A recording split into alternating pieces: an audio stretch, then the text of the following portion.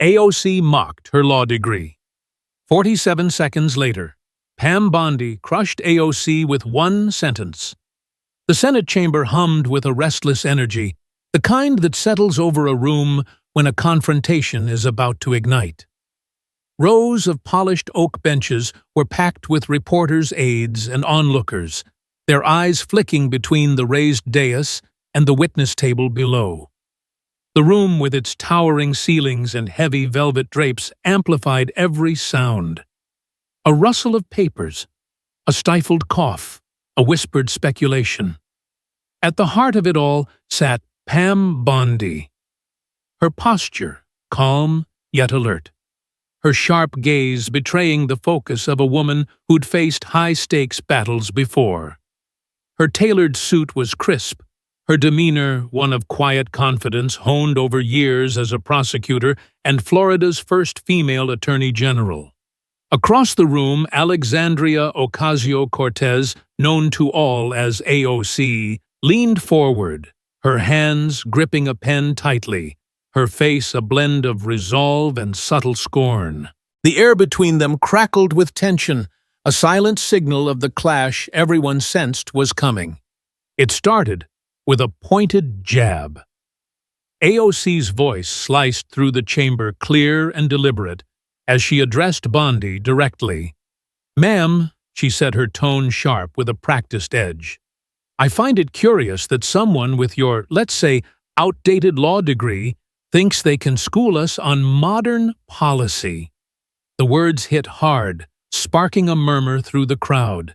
She paused, letting the implication linger, her eyes locked on Bondi, daring her to react. "No offense," she added, her smirk, suggesting otherwise, "but a degree from back then doesn't exactly scream expertise in today's world, does it?" The room held its breath. Reporters scribbled furiously, their pens scratching like a chorus of insects. Aides exchanged quick glances, sensing the gauntlet had been thrown. AOC leaned back, her expression smug, as if she'd landed a knockout blow. She'd painted Bondi as a relic, her credentials irrelevant in the fast-moving progressive world AOC championed. But Bondi didn't flinch. Her face remained steady, almost serene, as if she'd heard such barbs before and knew better than to bite. Her hands rested lightly on the table, fingers interlaced. Her gaze fixed on AOC, not with anger, but with a calculating calm, like a strategist sizing up the board. The silence stretched, turning AOC's moment of triumph into something uneasy. The crowd waited for a retort, a spark of indignation, anything. But Bondi offered nothing. Her composure was disarming, a quiet force that seemed to drain the sting from AOC's attack. She tilted her head slightly, a faint twitch at the corner of her mouth, not a smirk, but a hint of amusement, as if she knew something AOC didn't.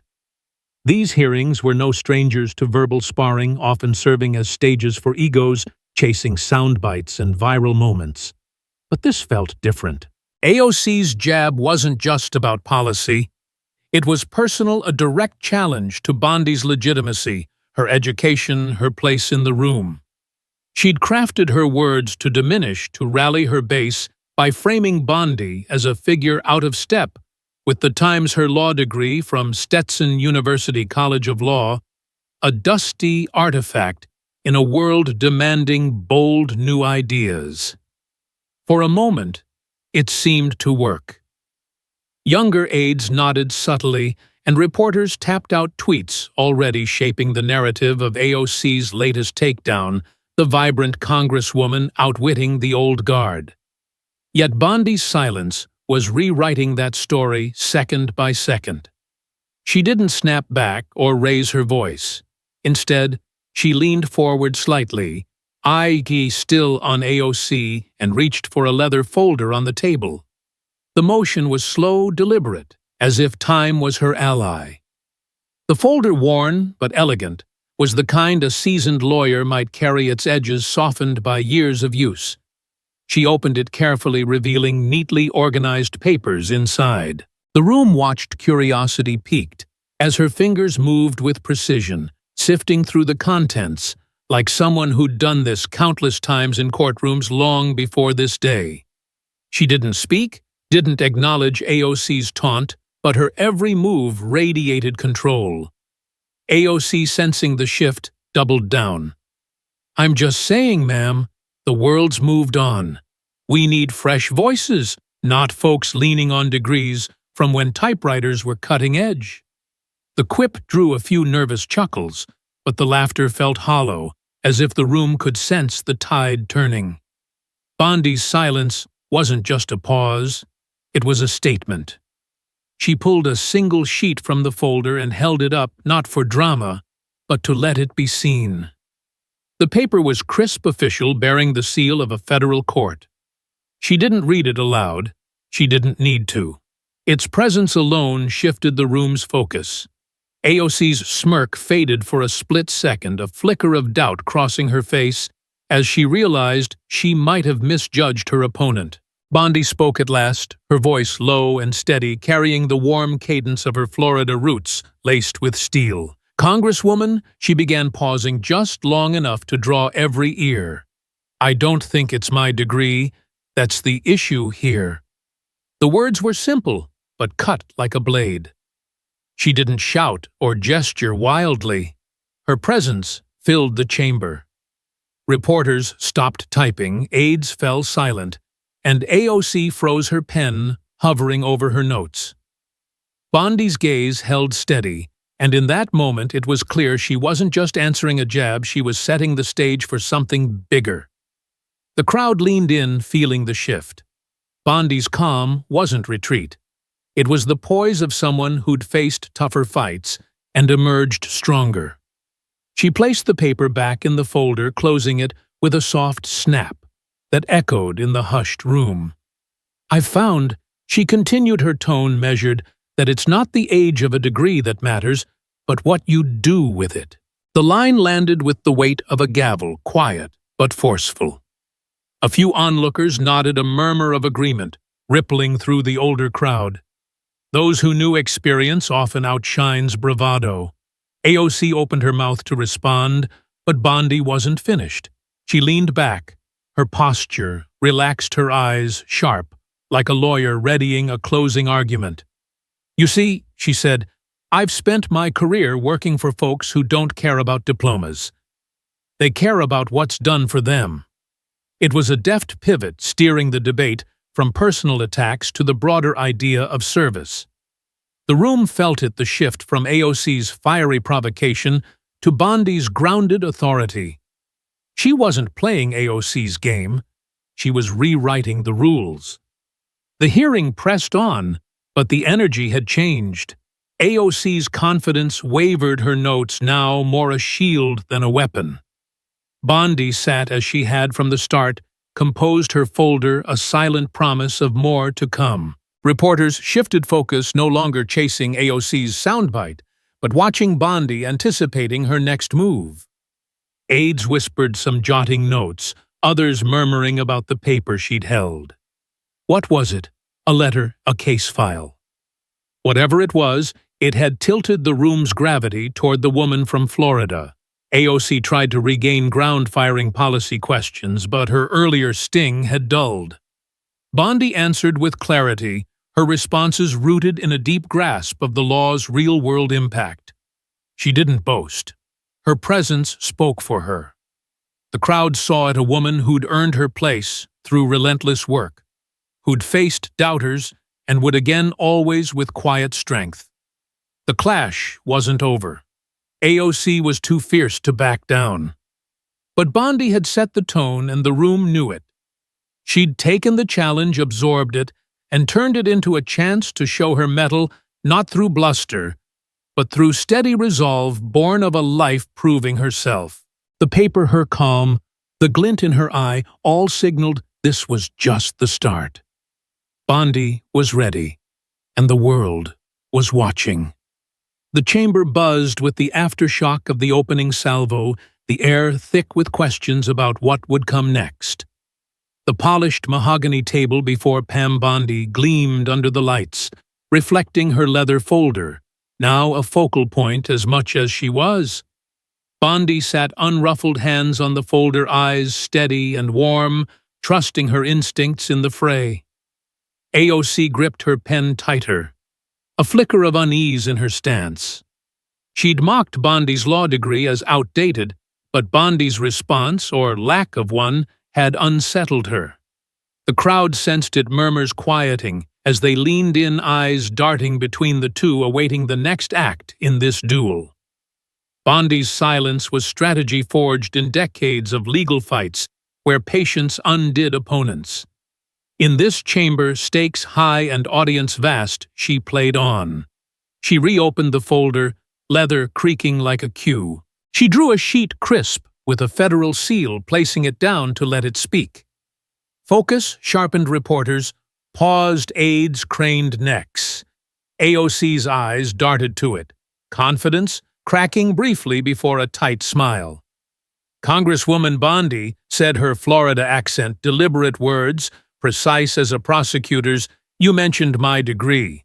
I reckon it's not much to look at. But let me tell you about a case from years back." Her voice, calm and conversational, silenced the room. She glanced at the paper to draw eyes. "This is from a federal judge praising a case I handled, one where law was a lifeline for those with nothing else." She paused, gaze on AOC. "The judge cared about how I used it, not when I got it. The document was testament to her work, no boast needed. It recalled her prosecution of Dwight Gooden for probation violations or leading the multi-state challenge to the Affordable Care Act, arguing before the Supreme Court. Her efforts wove logic and empathy, earning judicial respect for clarity and command. Endorsements like this carried weight, reflecting diligence in combating opioid crises and human trafficking. AOC shifted, pen tapping. She wasn't backing down, mind racing for control. "Nice story, ma'am," she said sharply. "But one case doesn't make you expert today. We need now, not then. A pivot to progress versus past." Younger audience nodded. Reporters noted the bite. But Bondi held firm, eyes locking with quiet confidence. "I don't claim all knowledge of today," she said steadily. "But the folks I serve, farmers, business owners, teachers, care about truth, not trends. Truth doesn't expire." The words rippled like a stone in water, murmurs of agreement from elders who valued experience. Bondi spoke broader truths, resonating with the underestimated. She elaborated, voice richer. "That case was about a person risking all, threatened by rules. I dug deep, not for smarts, but stakes. No new degree needed. Just listen, fight right. That's my life's work." Silence fell, words weighing heavy. AOC paused, eyes down. Bondi's tale was lifetime preparation showing up. No need for victory's list. The document proved it. Work built on steady labor, not flash. Crowd shifted from AOC's bravado to Bondi's resolve. Reporters noted the turn, aides searched the case, curious about her turning a letter into authority. AOC pivoted sharper. "Frustrated, respect your experience, but systemic issues need bold ideas, not old cases." Fair, but sting gone. Bondi's calm, disarmed, grounding debate in human terms. She sipped water deliberately, letting words sink. Then measured, "Systems are people deserving fighters, not talkers." Cut deep, reframing on her terms. Hearing continued, moment lingering. Folder promised more. AOC scribbled, confidence tempered. Crowd fixed on Bondi's quiet strength, commanding respect. She'd turned attack to opportunity, prepared with truth. Stage set for bigger things, room aware. Bondi built forward. The hearing room still buzzed with the aftershock of the opening clash, the air heavy with unspoken questions about what would come next.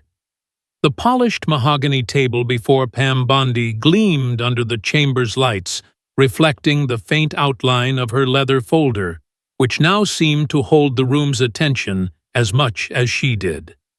Bondi sat with the same unruffled calm, her hands resting lightly on the folder, her eyes steady but warm, like a woman who'd long ago learned to trust her instincts in a fight. Across the dais, Alexandria Ocasio-Cortez, or AOC, as the headlines called her, gripped her pen a little tighter, her posture betraying a flicker of unease. She'd landed her blow mocking Bondi's law degree as a relic of a bygone era. But Bondi's measured response, or lack thereof, had thrown her off balance. The crowd sensed it too, their murmurs softening as they leaned forward, eyes darting between the two figures, waiting for the next move in this high-stakes duel. Bondi's silence wasn't surrender. It was strategy.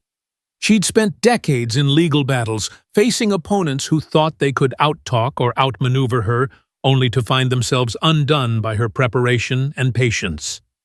Now, in this Senate chamber, she was playing the same game, but the stakes were higher, the audience larger. The clock ticked 47 seconds of deliberate quiet, each one amplifying the tension, making AOC's jab hang awkwardly in the air. Then Bondi spoke, her voice calm and steady, carrying that Florida flair, with both warmth and resolve. "Congresswoman," she said, her words cutting through the hum, "I think the issue isn't my degree." The sentence was simple, direct, but it landed with precision, like a well-aimed arrow, shifting the room's energy in an instant.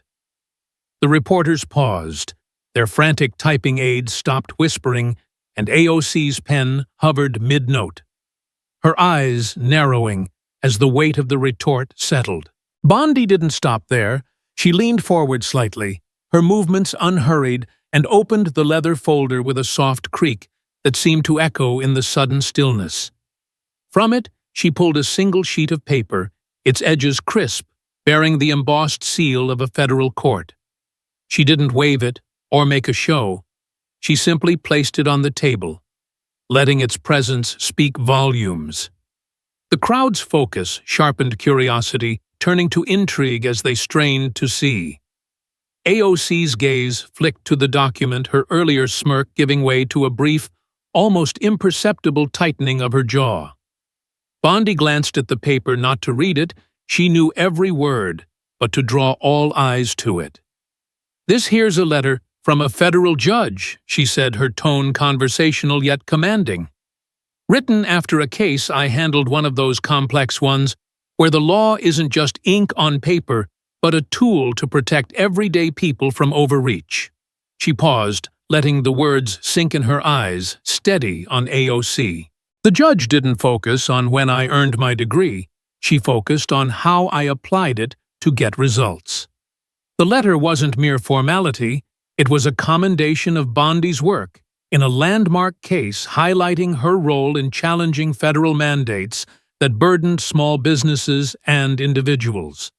In one such effort, as Florida's Attorney General, Bondi had led a multi-state lawsuit against expansive regulations that threatened to impose crippling costs on local entrepreneurs, arguing before higher courts with a blend of meticulous research and real-world insight. She'd spent countless hours poring over statutes, uncovering obscure precedents buried in case law from years past, building an argument that wove constitutional principles with the practical impacts on people's lives.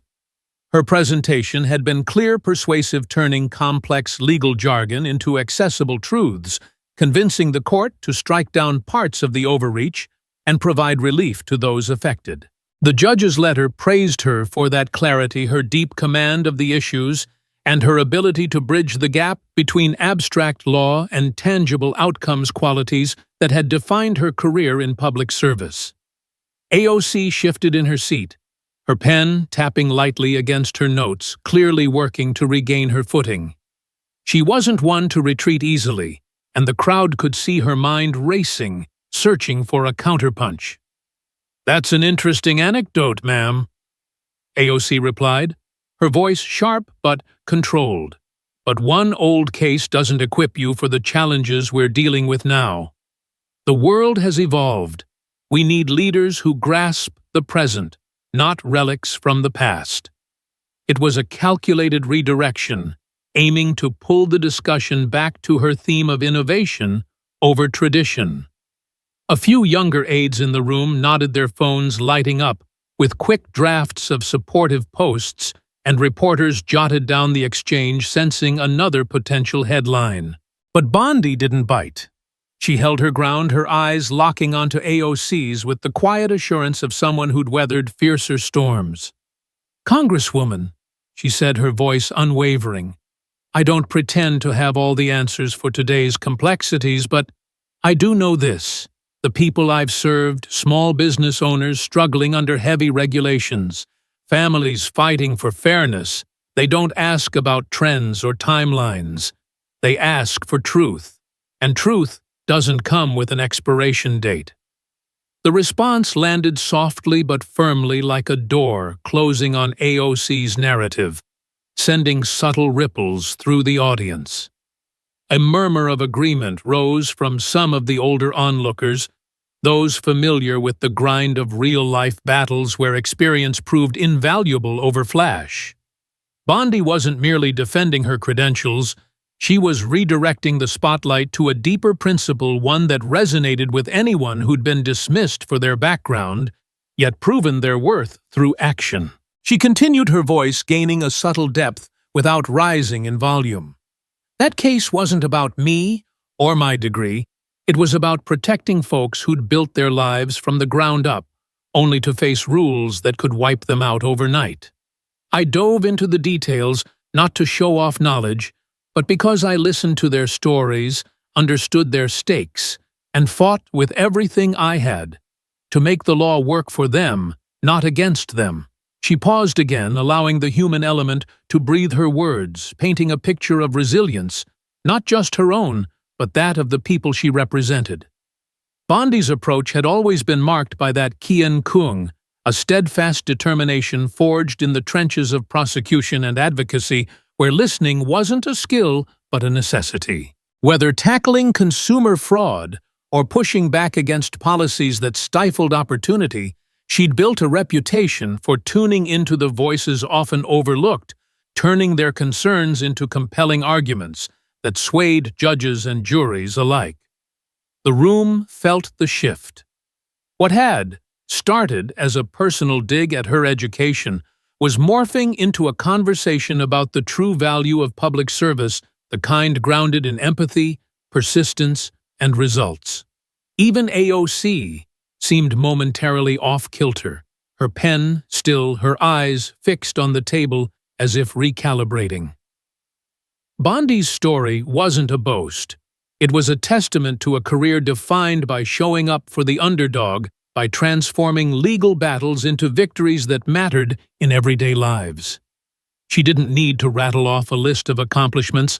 The letter from the judge did, that underscoring her ability to navigate thorny issues with grace and effectiveness. The crowd absorbed it, their initial lean toward AOC's energy, giving way to an appreciation for Bondi's substance. Reporters who moments ago had been poised to declare AOC the winner now scribbled furiously about Bondi's pivot, sensing a narrative twist. Aides exchanged whispers, some pulling up quick searches on their devices to verify the case she'd referenced, intrigued by how she'd turned a single document into a pillar of authority. AOC tried to reclaim the momentum, her voice edging sharper with a hint of frustration. "Ma'am, I acknowledge the effort, but we're discussing systemic overhauls here, not isolated stories. We need visionary solutions, not echoes from past battles." It was a solid point, one that might have carried weight earlier, but Bondi's composure had softened its impact, her anecdote anchoring the debate in something authentic and relatable. Bondi didn't rush her reply. She took a measured sip of water, her actions deliberate, giving the room time to digest. When she spoke again, it was with the same even tone. "I hear you, Congresswoman, but systems are built on people, and people deserve advocates who listen, who persist, who deliver, not just those who talk a big game." The words sliced cleanly, reframing the exchange on Bondi's terms, emphasizing that real change came from resilient action, not superficial critiques. The hearing rolled forward, but the atmosphere had transformed. Bondi's folder lay open, a quiet emblem of her readiness, while AOC's notes became a flurry of revisions. Her initial assurance, tempered by the realization she'd poked a bear with more than just teeth. Bondi had claws of experience, sharpened by years of tuning into the needs of others and turning them into wins.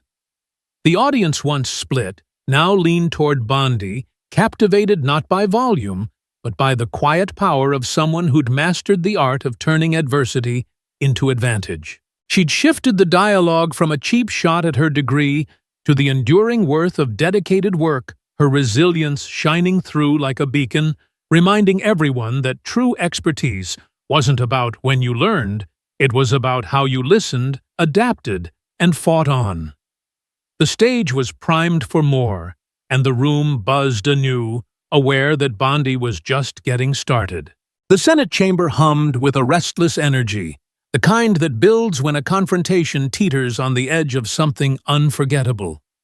The polished wooden dais, the rows of attentive faces, the faint scratch of reporters' pens, all of it seemed to pulse with the aftermath of Pam Bondy's measured response to Alexandria Ocasio-Cortez's sharp attack. AOC had come out swinging, mocking Bondy's law degree as a dusty relic, a jab meant to paint her as out of touch in a world that demanded fresh ideas. But Bondi, with her calm Florida drawl and a single letter from a respected judge, had already begun to shift the narrative.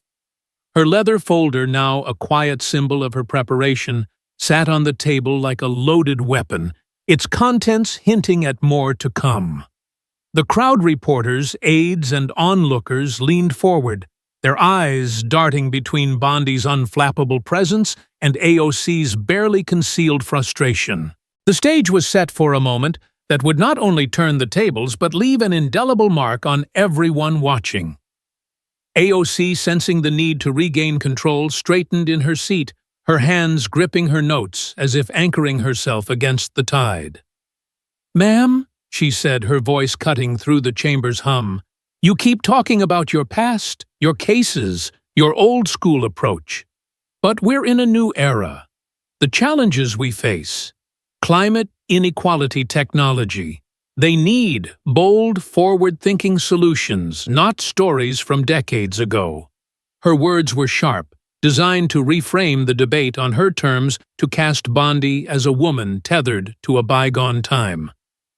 A few younger aides nodded, their phones buzzing with drafts of tweets ready to amplify her point. Reporters jotted down her words, sensing a soundbite that could dominate the news cycle. For a moment, it seemed AOC might reclaim the momentum, her passion and clarity, a reminder of why she'd become a force in Congress. But Bondi didn't budge.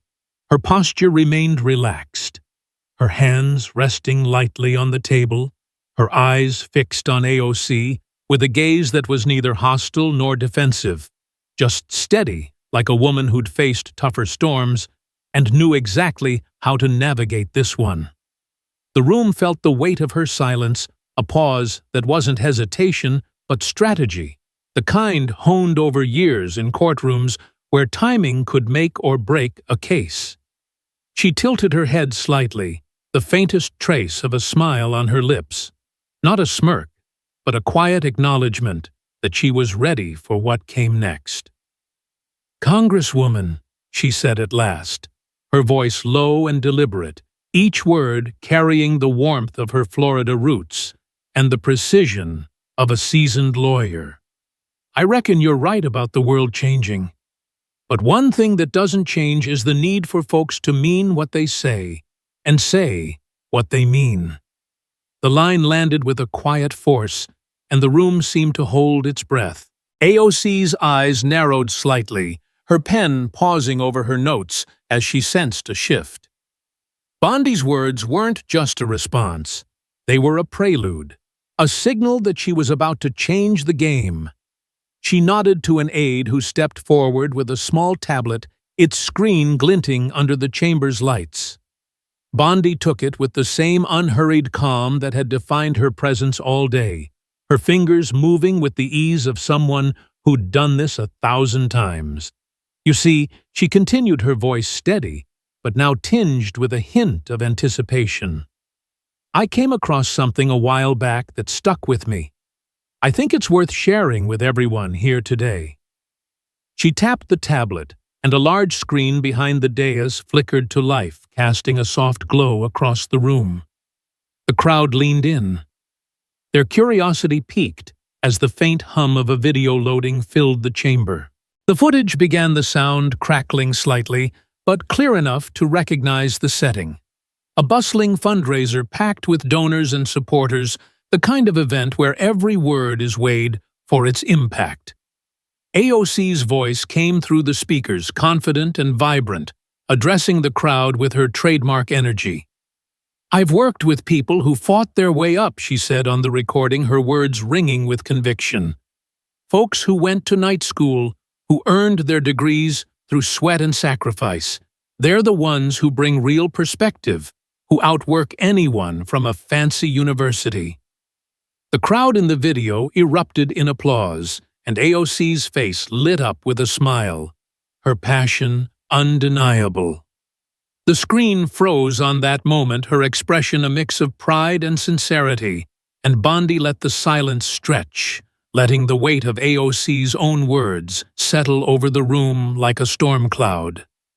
A gasp rippled through the chamber, soft at first, but growing as the realization hit. Reporters exchanged wide-eyed glances, their fingers hovering over keyboards already drafting posts about the bombshell. Aides whispered to each other, some pulling out their phones to record the moment, sensing it would dominate the news cycle. AOC's face tightened, her earlier confidence giving way to a flicker of unease, her pen now still in her hand. Bondi didn't rush to fill the silence. She let it linger, allowing the crowd to process what they'd just heard. Then, with a voice as calm as ever, she spoke. "Now, Congresswoman," she said, her eyes locked on AOC's, "that sounds an awful lot like the kind of story you were praising. Doesn't it? Folks who work hard, who earn their place through grit and determination. Folks like me with a law degree, earned the hard way, not handed on a silver platter." The room erupted in murmurs, the sound swelling as the crowd processed the irony. Bondi's move was surgical, exposing the contradiction in AOC's attack with a precision that left no room for retreat. She'd mocked the degree as outdated, yet here was AOC on video celebrating the very kind of journey Bondi had taken, a path of perseverance, late nights, studying while balancing real-world demands and relentless effort to turn knowledge into action for others. The hypocrisy was laid bare, and the crowd felt it, their attention now fully on Bondi, who sat back with the ease of a woman who knew she'd landed her point. Reporters were already typing furiously, framing the moment as a masterclass in debate. Bondi turns AOC's words against her. Social media began lighting up, with users sharing clips of the video, praising Bondi's quick thinking and quiet strength. "Never mess with a lawyer who knows your playbook," one tweet read, racking up thousands of likes in minutes. AOC tried to recover her voice, sharp but less certain now. "Ma'am, you're twisting my words," she said, her hands gesturing as if to push back the narrative. "I was talking about people who bring fresh ideas, who adapt to today's challenges, not just lean on old credentials." It was a valiant effort, but the room could sense the shift. Her earlier attacks had relied on flash and momentum, but Bondi's response was rooted in something deeper: truth, consistency, and a quiet authority that didn't need volume to command respect. Bondi didn't interrupt. She waited, letting AOC's words fade into the hum before responding. "Congresswoman," she said, her tone almost gentle, "I'm not twisting anything. I'm just holding up a mirror. You said it yourself. Hard work matters. So let's talk about the work, not the noise." The line was a thunderclap, not loud but undeniable. The crowd murmured again, some nodding in agreement, others whispering about Bondi's ability to turn a personal attack into a broader point about integrity. AOC's notes were now a flurry of scribbles, her poise replaced by a visible effort to regroup. She fired off a policy question, trying to steer back to safer ground, but the energy had shifted. Bondi answered with her usual clarity responses grounded in a deep understanding of the law's real impact. But the moment belonged to her. The video, the letter, her calm delivery had flipped the narrative, casting her not as a relic, but as a figure of substance earned through action, not rhetoric.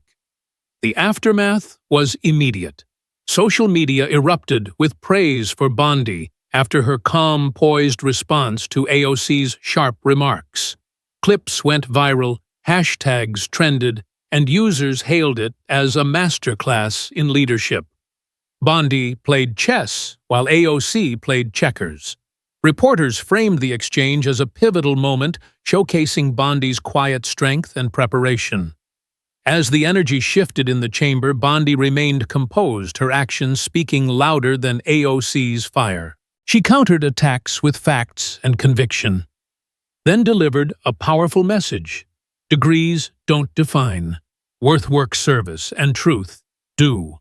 Her words resonated beyond politics, reaching everyday Americans, farmers, business owners, working parents, those who judge by effort, not credentials. AOC pushed back, but Bondi's steady voice carried weight. She shared stories of taking unwanted cases, fighting for justice, not applause. Her message, real value, comes from showing up and doing what's right. The chamber fell silent, then stirred with quiet applause as Bondi's truth cut through noise. Reporters and aides alike felt the moment. The session ended, but the lesson lingered, true. Leadership doesn't shout. It shows up, stands firm, and lets integrity speak. The Senate chamber pulsed with a charged silence, the echoes of Pam Bondy's deft counter to Alexandria Ocasio-Cortez's attack still reverberating. The polished mahogany table before Bondi gleamed under the chamber's lights.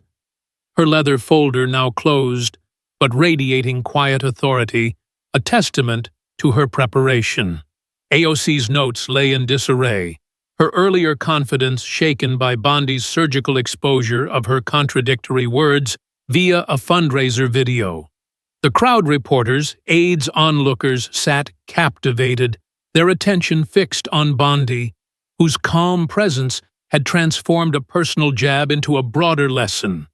The air was thick with anticipation, not just for the next exchange, but for the deeper wisdom Bondi was poised to impart, a message that would resonate far beyond the chamber's walls.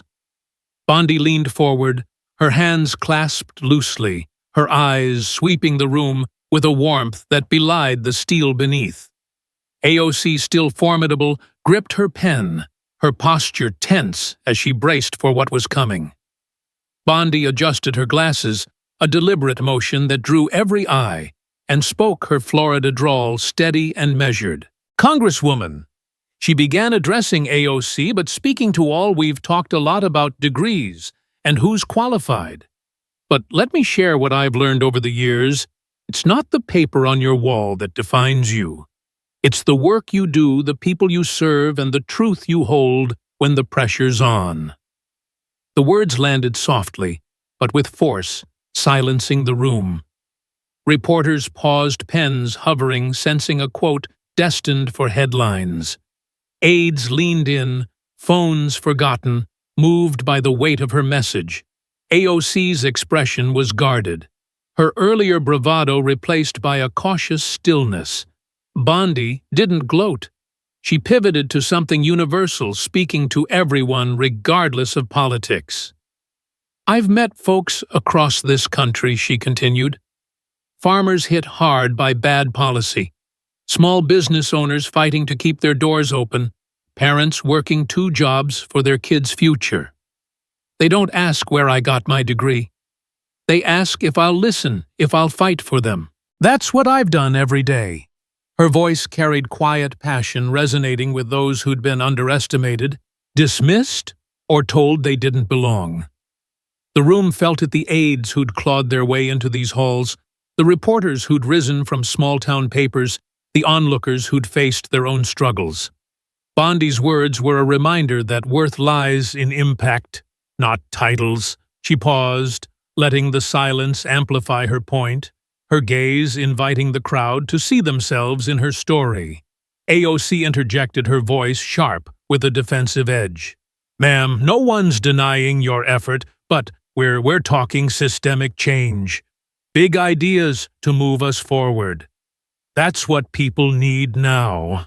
It was a fair point, but Bondi's presence had dulled its edge.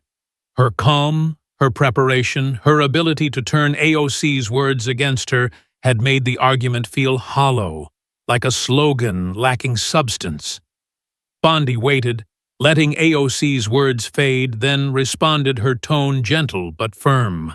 "Congresswoman, big ideas are only as good as the folks they help.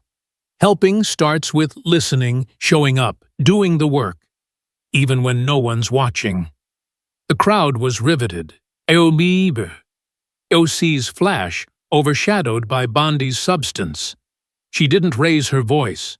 Her story spoke for her. As a prosecutor, Bondi took on cases others avoided fighting, for those without a voice, not for recognition, but because it was right. When told she wasn't enough, her work spoke for her. Her words, calm and resolute, shifted the room. What matters isn't where you studied, but what you do, showing up, standing for truth. The silence was telling. Reporters captured the moment. Aides were visibly moved. Placing her hand on the folder, she declared she didn't need validation. What drives her is belief in justice and service, no matter the opposition. The crowd responded, whispers and soft claps growing as her message transformed an attack into a universal truth. Social media exploded. Bondi schooled AOC without shouting, read a viral tweet. Reporters called it a masterclass, not in rage, but in purpose and principle. The real takeaway transcended politics. True strength lies not in volume, but in integrity, persistence, and action. As the session ended, Bondi's quiet command lingered.